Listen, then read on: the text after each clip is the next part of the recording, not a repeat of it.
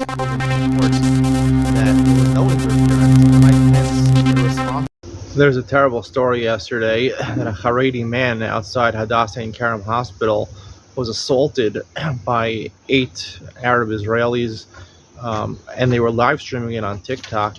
Apparently, the man was mentally unstable, and they were telling him to eat food from the floor and things like that. The worst part, I think, is that it was done live stream on TikTok. I think people will do nowadays anything just to garner attention on apps like TikTok. This definitely contributed to their behavior. I'm not saying it's right what they did, but partially to blame is the fact that everyone wants to get attention on TikTok. I think that's what contributed a lot to this incident. Apparently, there's an author named Mark Levin who just came out with a book. It's called Why Democrats Hate the United States.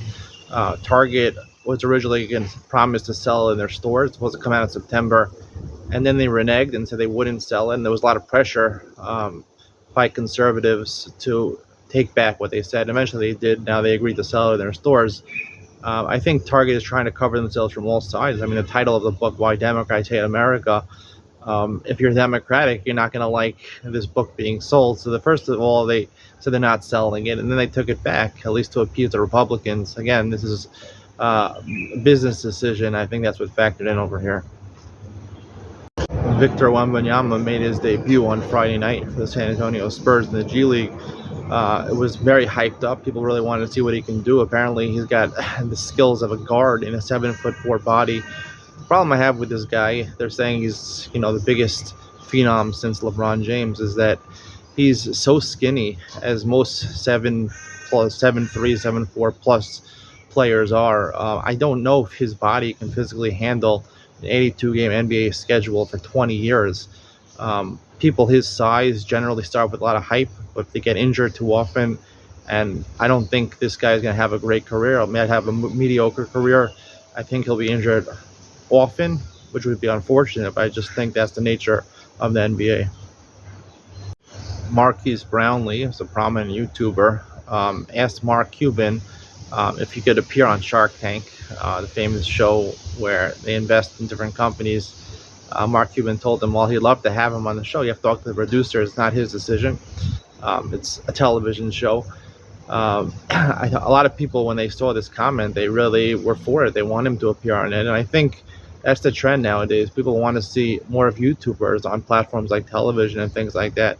I call them the legacy celebrities. Anyone on television, sports stars. No one really wants to meet these people anymore. They want to meet the people on YouTube and TikTok, the people that are more personable. That's who they want to see on Shark Tank. And I believe in the near future, things like this will happen more often. There's been a lot of talk about Taylor Swift's Era Tour, which is currently going to the United States. Soon it will be going to Europe and other parts of the world. I think even Singapore. It's apparently crazy to get tickets for this thing. They're sold out right away. People buy tickets just to resell them on StubHub and things like that. Apparently the feedback, people going to these stadiums, even people who are not Swift fans, when they go to these concerts, they're blown away. I personally am not necessarily a fan of Taylor Swift, but I think in the Jewish music world, I think it's something to be noted that where musicians really star, and they want to star, is when they're touring and singing their own songs. The proof that Jewish music stars are not really Jewish music stars, because they'll never have tours like this. If they could have tours like this and sell out, then they're truly music stars. Until then, they're not really music stars.